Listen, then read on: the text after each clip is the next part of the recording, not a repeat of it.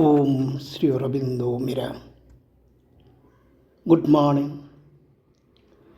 The way in which the pains went shows you have to deal with the whole nature. For it is the same with the mental and vital as with the physical causes of illness and disturbance. To remain quiet within, to hold on to the faith and existence, that to be quiet and open and let the force work in the one way. Peace and stillness are the great remedy for disease. When we bring peace in ourselves, we are cured. The imperative condition for cure is calm and quietness. Any agitation, any nervousness prolongs the illness. Catch hold of a peace deep within and push it into the cells of the body. With the peace, we come back the health. Peace in the nerves, indispensable for good health.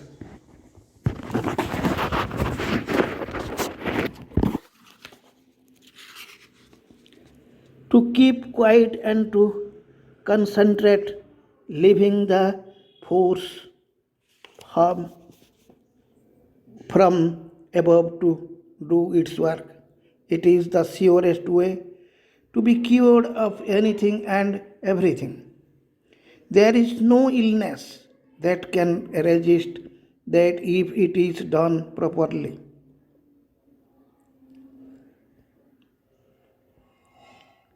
In time and long enough with a steady faith and a strong will.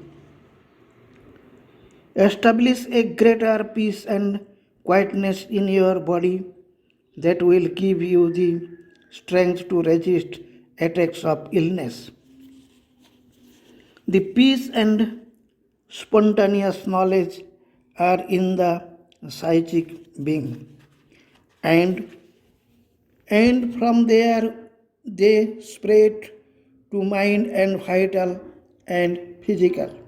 It is in the outer physical consciousness that the difficulty still tries to persist and brings the restlessness, sometimes into the physical mind, sometimes into the nerves, sometimes in the shape of bodily trouble into the body.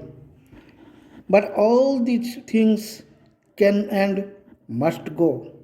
Even the illnesses can go entirely with the growth of peace and power in the nerves and physical cells. Stomach pains, weaknesses of the eyes, and everything else.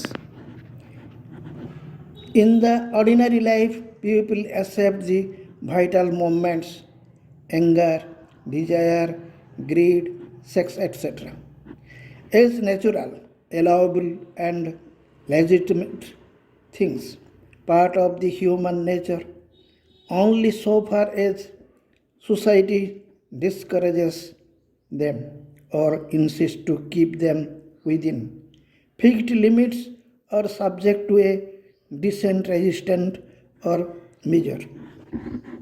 People try to control them so as to conform to the social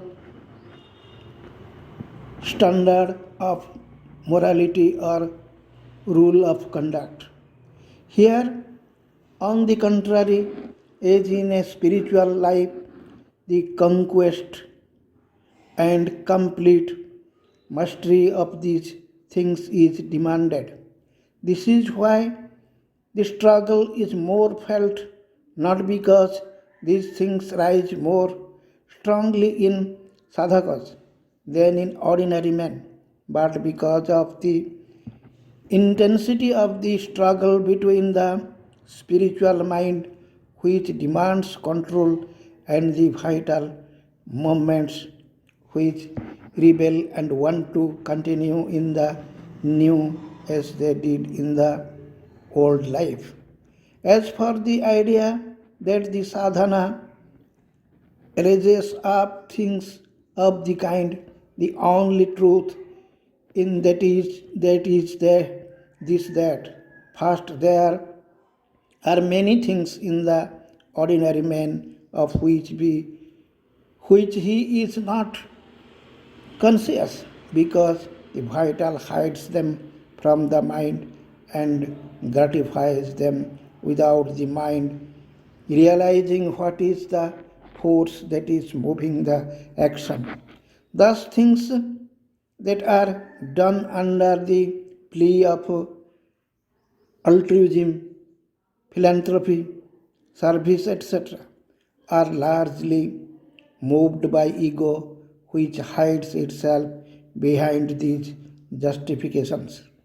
In yoga, the secret motive has to be pulled out from behind the veil, exposed, and got rid of.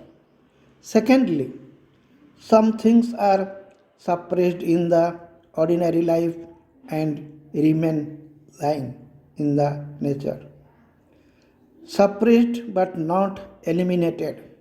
They may rise up any day or they may express themselves in various nerves, forms, or other disorders of the mind or vital or body without in being evident what is their real cause.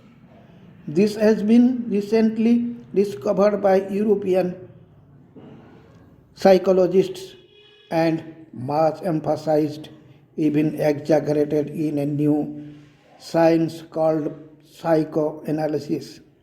Here again, in sadhana, one has to become conscious of these suppressed impulses and eliminate them. This may be called rising up, but that does not mean that they have to be raised up into action, but only raised up before the consciousness so as to be cleared out of the being.